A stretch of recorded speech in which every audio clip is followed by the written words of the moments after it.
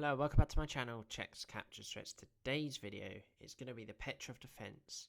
This is part that I learn the openings, and this was quite similar to stuff like, the Alakine and stuff like that, because it's quite an aggressive opening, and especially an aggressive approach against e4. So, let's go through this. We've got a few main lines to go over, and we'll give you the big idea to it, and what we can do to play it as black. So, what actually is it? Well, it's e4, e5. And obviously, if I want to go into this, Italian Roy Lopez style, they're obviously going to attack this pawn. Our normal way is to play this. But we're not going to be doing that. It's going to be knight f6. Now, this is a very, very aggressive move, but played at top tier level. I can remember this being played especially by, I think his name was like Wei Yi in the World Cup recently. And he used this a lot. And we'll go through this. So, in the end, what's going to happen is you get a very good pawn structure after all of this. You've got to be careful with some things with the queens, but other than that, you've got some, obviously, central balance, both attacking the same things. It's very symmetrical, and normally it's a bit more comfortable than maybe, say, the compact Italian games. So, the thing with this opening, though, it has sometimes got reputation for being quite a drawing opening. So obviously I feel like compared to other openings, this kind of takes a lot of stuff off the board quite quickly, so gotta be careful with that. Anyway, main lines, let's just go through the classical one. So knight takes e5. Now instead of taking here, because this could lead to some disparity, we're going to play d6, then they're going to obviously go back, and then we can take now, and this gives us a little bit of it's equal here. And we're going to have moves like bishop e7, castling, and all of that. Sorry, bishop e2 for them, maybe even up to here. We're going to be playing bishop e7 and castling and putting our rook on e8, quickly developing, quickly castling. We know that we can get this bishop out and this knight out. If this bishop will probably just come again, do very symmetrical things. Maybe can come out to here, and they're going to obviously be playing d3 in the foreseeable future. But again, very even game there. So, now the modern and Steinitz attack this is. So they're going to be playing the move d4, a very solid move in my opinion. And we're going to be playing knight takes e4, bishop d3, and d5. So this is a very aggressive approach from both sides, d4 being a very, very good move in my opinion in an opening like this. And this gives obviously a bit more free play around the whole opening here. Obviously if we get this take, it kind of can simplify stuff like this. Black is actually a little bit more on top in my opinion here, just with the ideas of any move like this, the bishop can just come across the castle, simple as that. But again, very good in my opinion there.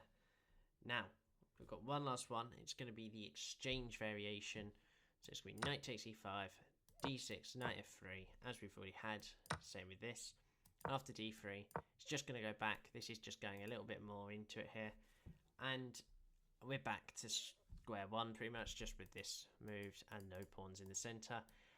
In my opinion, if I'm going to tell you straight away, just so you don't, if you just want to know quickly out of those what would be the best one in my opinion, I feel like this gets too draw-like. I feel like you need to, as black and as white, especially as white, you need to cause some counterplay. d4 definitely in my opinion is the way to go with that one, as it's just attacking straight away, and obviously the reply for black is also very solid. So, what are the plans for black? So we're going to be neutralising white's early initiative, so trying to attack into the centre and try to get this piece out quick. We're going to be disallowing that with all these moves, with the e-pawn, obviously here, the knight, and hopefully soon the d-pawn. Now we're going to be developing calmly. That's obviously due to the bishop e7, castling, and rook e8 we're going to be playing. And we're going to be challenging the centre with d5 and c5. Obviously f5 is a little bit difficult because obviously not having that e-pawn is a huge upset, but so does white have the same issue. And it's going to be quite a strong endgame if all the pieces get traded. But for white, what the typical plans are is to avoid excessive symmetry, so in my opinion stuff like this, and then if you get to stuff, when this gets a bit too much, not that king move, when you get to that, this is when it gets too much, obviously, because you literally play the exact same moves, and it just is not, especially if you're playing for a win, so it's not the way to go. Now, you've got to use space as white, obviously, and try to, create some sort of play around it. So you've got to try and do that. And also try to get some kingside pressure or even some central breaks. So again, d4, as we said earlier on, but again, c4, maybe even the tempting f4 later on in the game if the knights are gone, and stuff like that. So what are the pros and cons? I'm going to say that it's quite sound as an opening, and it's especially reliable if you kind of feel like you're maybe, you've been playing a lot of the day, you've been losing a lot, maybe, let's just say it's not been the best day, and you just want something that might cause you to, have a certain part of, like, you might want to just get into a bit more of a drawing game, whereas if you were playing the Italian, it gets a bit too much theory, and you might forget some things, and it could get a little bit into a mishap. So I would also say this is, again, great for against e4 players. So again, like the Italian or even the Roy Lopez, all of these aggressive e4 players that they might want to try and attack, this kind of shuts that down.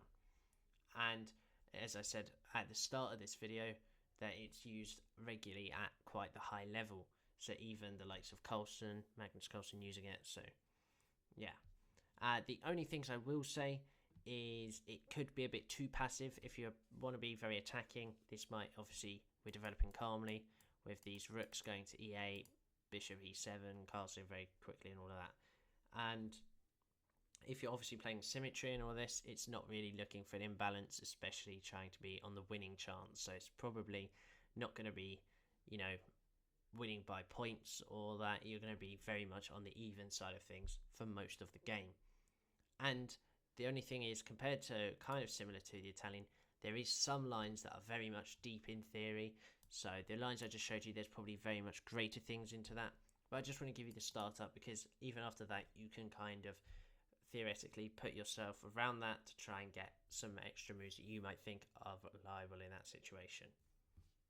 So, in my opinion, you should probably play it if you like to play defensive straight away.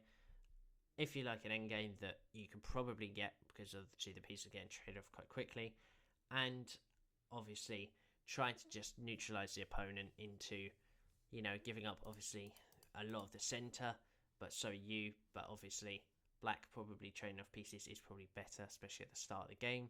Obviously being that move behind, you want to try and get a few pieces off the board as well to have that winning chance. So that was the Petrov Defence. Now, just want to clarify as well, all these learn the openings. I'm just trying to give you the opening. I'm not trying to give you, the full in-depth, every theory, every line possible. This is just showing you the direction of what these openings actually are, what they do, what they could be good, and why you might want to learn them properly. Now, I'd suggest you watch this video, and then if you like this, you watch some proper, someone who takes this at a super high level and has played this very regularly. I can say for myself, I do not play the Petrov every game. This is not something I will play too much, as it's a difficult position for me and it's not in my sort of style. So, hopefully you enjoyed today's video. That was the Petrov Defence, so thank you and bye bye.